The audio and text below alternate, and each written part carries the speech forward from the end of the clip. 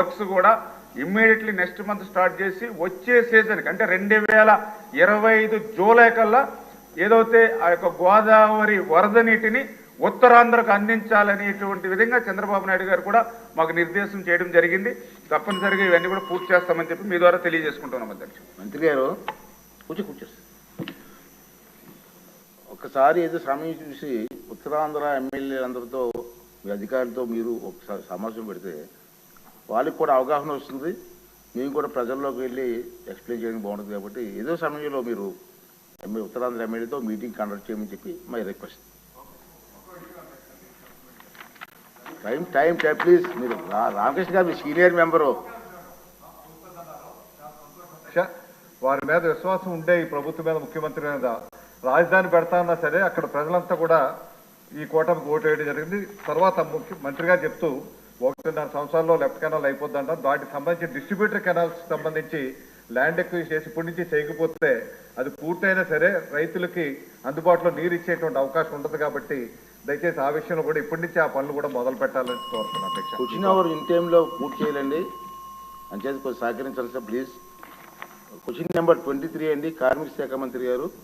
Sir మీరు మాట్లాడే ముందు ఒక విషయం, క్వశ్చన్ అవర్ని కొంచెం సీరియస్ తీసుకోవాలి మంత్రులు కూడా. మంత్రులు లేట్గా వస్తే ఎట్లా ప్లీజ్. మీరు ఎవరికో క్వశ్చన్ అవర్ ఇంపార్టెంట్ పబ్లిక్కి అండ్ మా మెంబర్స్కి. మీరు ఇన్ టైంలో రావడం కోసం ప్రయత్నం చేయండి.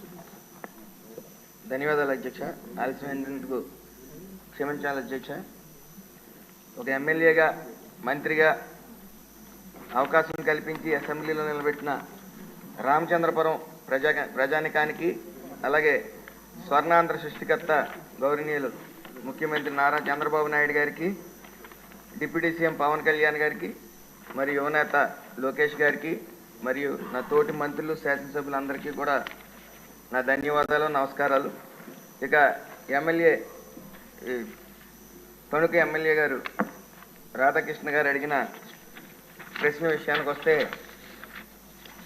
పశ్చిమ గోదావరి జిల్లాలోని తణుకు మరియు ఇతర నియోజకవర్గాల్లో కార్మికులకు ఈఎస్ఐ ఆసుపత్రి అందుబాటులో లేదనేది వాస్తవమేనా?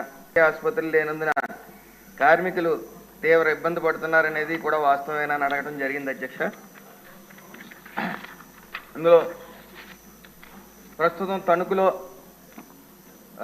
ఐపీ హోల్డర్స్ సుమారు 12,610 మంది ఉన్నారు అధ్యక్ష.